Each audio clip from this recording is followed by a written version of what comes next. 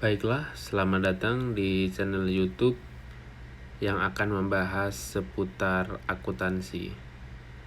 Nah, kali ini kita akan membahas mengenai pengantar akuntansi. Karena ini adalah video pertama, jadi saya akan membahas mengenai akuntansi secara mendasar.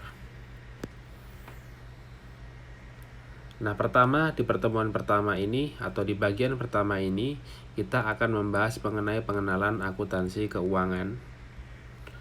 Nah, di dalam pembelajaran ini kita akan mempelajari sifat dasar perusahaan dan akuntansi, kemudian tujuan laporan keuangan, persamaan akuntansi, dan fungsi laporan keuangan. Terlebih dahulu kita akan membahas mengenai definisi dari akuntansi. Akuntansi bisa dikatakan sebagai proses pengidentifikasian, mengukur, melaporkan informasi ekonomi untuk membuat pertimbangan dan pengambilan keputusan yang tepat bagi pengguna informasi tersebut. Pengguna informasi di sini artinya adalah stakeholder yang menggunakan informasi dari akuntansi yang telah disediakan. Kemudian yang kedua, definisi laporan keuangan. Laporan keuangan beda dengan akuntansi. Kalau akuntansi adalah ilmunya, maka laporan keuangan adalah hasil dari ilmu akuntansi tersebut adalah salah satunya yaitu laporan keuangan. Nah, laporan keuangan sendiri itu merupakan informasi keuangan yang disusun dan disajikan sekurang-kurangnya setahun sekali untuk memenuhi kebutuhan sejumlah besar pemakai. Artinya di sini laporan keuangan dalam satu tahun boleh disajikan lebih dari satu kali. Satu kali ini adalah paling minimal, tidak boleh kurang. Misal 2 tahun sekali itu tidak boleh. Jadi minimal paling tidak 1 tahun 1 kali. Kemudian selanjutnya, siapa saja yang memakai laporan keuangan? Nah, yang memakai laporan keuangan ini ada investor, ada karyawan, pemberi pinjaman, kreditor, pelanggan, dan pemerintah. Kemudian kita bahas tujuan laporan keuangan. Nah, tujuan dari laporan keuangan salah satunya yaitu memberikan informasi keuangan terkait aktiva dan kewajiban serta modal. Kemudian yang kedua, laporan keuangan dapat menginformasikan perubahan dalam aktiva neto atau aktiva dikurangi dengan kewajiban. Hal ini timbul dari kegiatan usaha dalam rangka memperoleh laba. Kemudian yang ketiga, membantu para pemakai laporan di dalam menaksir potensi perusahaan dalam menghasilkan laba.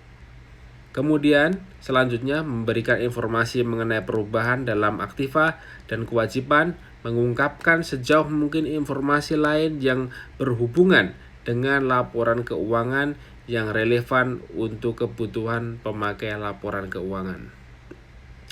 Kemudian karakteristik kualitatif informasi akuntansi itu ada relevance, understandability, verifiability, neutrality, timelines, kemudian comparability dan completeness. Kemudian selanjutnya yaitu siklus akuntansi. Nah, siklus akuntansi dimulai pertama kali dari bukti transaksi. Nah, bukti transaksi ini dapat berupa seperti cek, nota, invoice, kwitansi. Itu adalah bukti-bukti transaksi. Kemudian dari bukti transaksi yang ada, kita bisa buat jurnal. Nah, jurnal ini dibuat adalah untuk setiap terjadi transaksi, maka kita harus membuat jurnal. Nah, kemudian yang ketiga, setelah kita membuat beberapa jurnal, maka jurnal tersebut kita posting ke dalam buku besar. Buku besarnya adalah untuk mengelompokkan akun-akun yang ada dalam jurnal tersebut. Kemudian setelah itu, dari buku besar kita akan membuat namanya neraca saldo. Kemudian dari neraca saldo, jika ada beberapa jurnal yang diperlukan penyesuaian, maka kita perlu membuat jurnal penyesuaian. Nah, ini untuk mengupdate beberapa transaksi yang terjadi kesalahan atau hal-hal yang tidak sesuai di saat menjurnal pertama kali. Kemudian setelah jurnal penyesuaian yaitu membuat jurnal penutup. Setelah itu membuat laporan keuangan dan di periode yang akan datang kita mulai lagi melalui bukti transaksi lagi seperti itu. Jadi untuk siklus akuntansi ini selalu berputar ya siklusnya, tidak terputus. Kemudian elemen-elemen laporan keuangan ada aset, kewajiban, ekuitas, pendapatan, beban, dan atau laba rugi. Kemudian selisih uang yang diterima dari pelanggan atas barang atau jasa yang dihasilkan dan biaya yang dikeluarkan untuk input yang digunakan guna menghasilkan barang atas jasa disebut dengan laba. Kemudian akuntansi disebut sebagai bahasa bisnis, artinya di sini akuntansi sebagai bahasa bisnis tersebut adalah melalui akuntansi lah informasi bisnis dikomunikasikan kepada para pemangku kepentingan. Nah, suatu organisasi dengan sumber daya input seperti bahan baku dan tenaga kerja digabung dalam proses menyediakan barang atau jasa untuk pelanggan disebut perusahaan. Kemudian akuntansi menyediakan informasi bagi para pemangku kepentingan dalam perusahaan melalui proses diantaranya adalah menyiapkan laporan akuntansi bagi para pemangku kepentingan. Kemudian yang kedua, para pemangku kepentingan dapat diklasifikasikan ke dalam dua grup, yaitu pemangku kepentingan internal dan juga pemangku kepentingan eksternal. Kemudian hak kreditur mencerminkan utang usaha disebut dengan kewajiban, sedangkan hak pemilik disebut dengan modal. Ada beberapa jenis perusahaan menurut kegiatannya. Nah, jenis perusahaan ini dapat kita bagi menjadi beberapa bagian. Yang pertama yaitu perusahaan jasa. Artinya di sini perusahaan menjual jasa kepada pelanggan. Kemudian ada perusahaan dagang. Artinya apa? Perusahaan dagang di sini membeli barang dagangan, kemudian menyimpannya, atau yang kedua dia melakukan menjual barang dagangan tersebut. Yang ketiga yaitu perusahaan manufaktur. Artinya perusahaan manufaktur itu membeli bahan baku dan menyimpan bahan baku, kemudian mengolah bahan baku dari menyimpan bahan baku dalam proses, kemudian menyimpan barang jadi dan menjual barang jadi. Itu adalah perusahaan manufaktur. Nah, kemudian untuk beberapa perusahaan ini membutuhkan namanya sumber daya. Nah, ada namanya sumber daya berwujud, kemudian ada namanya sumber daya yang dari asalnya. Nah, sumber daya berwujud itu seperti kas, peralatan, gedung, dan lain sebagainya. Kemudian ini adalah asal usulnya itu bisa dari kreditur atau pemilik perusahaan. Kemudian dari kebutuhan sumber daya tadi di perusahaan juga akan mengakibatkan setiap operasinya itu timbul pendapatan, atau juga bisa dimasukkan ada yaitu timbul biaya juga bisa dalam sebuah operasi. Kemudian kita akan bahas mengenai persamaan akuntansi. Persamaan akuntansi yaitu aset sama dengan kewajiban ditambah dengan ekuitas pemilik. Nah, unsur pertama yang utama dari persamaan akuntansi yaitu ada aset, kemudian ada kewajiban, dan juga ada ekuitas. Nah, kewajiban artinya di sini harta yang dimiliki perusahaan yang merupakan sumber ekonomi. Kemudian contohnya adalah kas, piutang, gedung, dan lain sebagainya. Kemudian selanjutnya yaitu kewajiban. Nah, kewajiban yang menjadi beban perusahaan. Nah, biasanya kewajiban ini akan mengurangi kas jika dia akan dibayarkan. Kemudian contohnya adalah dari kewajibannya adalah seperti hutang pembelian secara kredit. Selanjutnya yaitu ekuitas atau yang kita sebut dengan hak atau klaim pemilik atas aktiva perusahaan. Contohnya adalah setoran modal oleh pemilik di awal perusahaan berdiri. Nah, itu merupakan ekuitas. Kemudian ada contoh di sini adalah aset sama dengan kewajiban ditambah ekuitas. Nah, ini ada titik-titik, nanti Anda bisa gunakan sebagai latihan sendiri ya jika ada waktu. Kemudian kita langsung ke contoh analisis transaksi. Nah, analisis transaksi pertama, Tuan Amiruddin membuka usaha pengangkutan. Untuk memulainya, ia menyetor uang tunai atau kas sebesar 10.000. Kemudian kalau dia menyetor kas 10.000, maka yang bertambah adalah aktiva. Kas yang bertambah 10.000, kemudian di bagian pasifa yaitu yang bertambah adalah modalnya 10.000. Kemudian kita ke analisis transaksi yang kedua. Untuk memperoleh besarnya aktiva, Tuan Amiruddin atas nama perusahaan menarik pinjaman dari bank uang tunai sebesar 7.000. Artinya di sini berarti kalau menarik pinjaman berarti maka uang tunai atau kasnya bertambah 7.000. Sedangkan karena ini merupakan pinjaman, maka utangnya pun juga akan naik sebesar 7.000 rupiah. Selanjutnya yaitu terkait dengan analisis transaksi 3. Di sini kasusnya yaitu Tuan Amir atas nama perusahaan membeli kendaraan bermotor dari Yogya Motor seharga 10.750.000 dibayar tunai. Artinya di sini berarti bayarnya tidak pakai utang. Nah, kalau dia membayar pakai uang tunai, maka kasnya akan berkurang sebesar harga motor tadi, yaitu 10.750.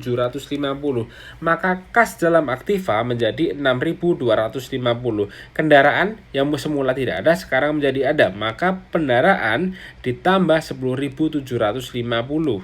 Kemudian ada utang dan juga ada modal. Utang dan modal tetap yaitu 7.000 dan 10.000 rupiah. Kemudian selanjutnya yaitu analisis transaksi yang keempat. Analisis transaksi yang keempat, Tuan Amiruddin atas nama perusahaan menyerahkan kas perusahaan 1.000 untuk mengangsur utang bank yang menimbul dari transaksi nomor 2. Nah, transaksi nomor 2 tadi ada utang bank sebesar 7.000. Dia akan menyerahkan kas perusahaan sebesar 1.000. Jadi maka dari itu kas perusahaan tersebut yang semula 6.250 akan berkurang 1.000 menjadi 5.250. Kalau dia membayar 1.000 rupiah, maka utang di bank pun juga akan berkurang 1.000 rupiah, yang darinya 7.000 menjadi 6.000 rupiah. Kemudian selanjutnya yaitu analisis transaksi yang kelima. Nah, analisis transaksi yang kelima ini memiliki kasus Tuan Amiruddin membeli atau mengambil uang tunai dari perusahaan sebesar 750 rupiah untuk keperluan pribadinya.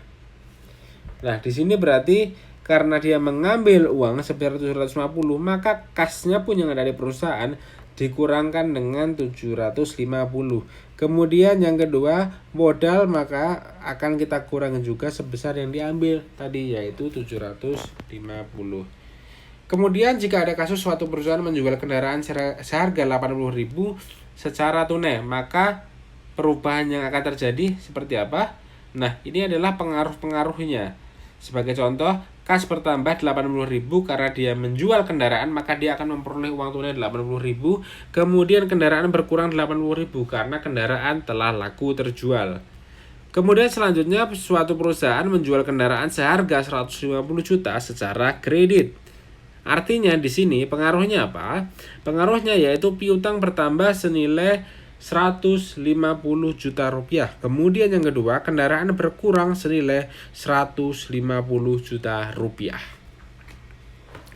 Kemudian yang selanjutnya yaitu perusahaan membeli sebuah mesin secara kredit seharga 200 juta. Maka perubahan yang akan terjadi pengaruhnya yaitu pada hutang bertambah senilai 200 juta, kemudian peralatan bertambah senilai 200 juta karena dibeli secara kredit. Kemudian suatu perusahaan membayar hutang sebesar 50 juta rupiah. Artinya di sini pengaruhnya yaitu hutang berkurang senilai 50 juta rupiah, kemudian kas berkurang senilai 50.000 rupiah atau 50 juta rupiah. Kemudian selanjutnya yaitu Mr. X melakukan penyetoran sebesar 75 juta rupiah ke kas perusahaan sebagai tambahan modal. Nah, maka apa pengaruhnya? Pengaruhnya adalah modal bertambah senilai 75 juta rupiah, kemudian kas bertambah senilai 75 juta rupiah. Kemudian Mr. T melakukan penarikan uang perusahaan untuk keperluan pribadinya sebesar 25 juta. Maka jurnalnya yaitu yang akan berubah di sini adalah pre bertambah senilai 25 juta rupiah, kemudian yang berkurang adalah kas karena telah diambil tadi. Selanjutnya yaitu mengenai pembelian aktiva tetap secara tunai senilai 2 juta. Maka apa pengaruhnya? Pengaruhnya yaitu aktiva tetap bertambah senilai 2 juta rupiah, kemudian kas berkurang senilai 2 juta rupiah juga. Kemudian penerimaan kas atas piutang perusahaan senilai 200.000 yaitu apa pengaruhnya? Pengaruhnya yaitu kas bertambah, kemudian piutang berkurang. Kemudian pembelian aktiva tetap secara kredit senilai 4 juta. Apa pengaruhnya? Aktiva tetap bertambah, kemudian hutangnya juga akan bertambah. Kemudian pembayaran hutang senilai 100.000. Apa pengaruhnya yang akan terjadi? Yaitu hutang berkurang senilai 100.000, kemudian kas berkurang juga 100.000. Kemudian perubahan investasi oleh pemilih sebesar 3 juta. Artinya di sini kas bertambah 3 juta, kemudian modal bertambah 3 juta juga. Seperti itu ya. Kemudian pengambilan atau penarikan kas untuk pribadi pemilik sebesar Rp300.000. Kemudian yang kita tahu yaitu apa pengaruhnya tadi? Maka pref akan bertambah, kemudian yang berkurang yaitu kas. Kas akan berkurang Rp300.000.